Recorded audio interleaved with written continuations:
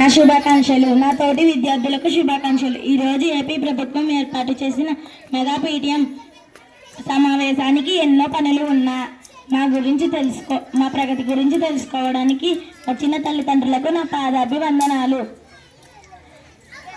మా పాఠశాలలో ఆకర్షణీయమైన తరగతి గదులు, మంచి టాయిలెట్స్, రుచికరమైన డొక్కా సీతమ్మ మధ్యాహ్న భోజన పథకం, మేము చదువుకోవడానికి సర్వేపల్లి రాధాకృష్ణ విద్యార్థి మిత్ర కిట్లో భాగంగా బుక్స్, షూ, యూనిఫామ్, బెల్ట్ ఏర్పాటు చేసిన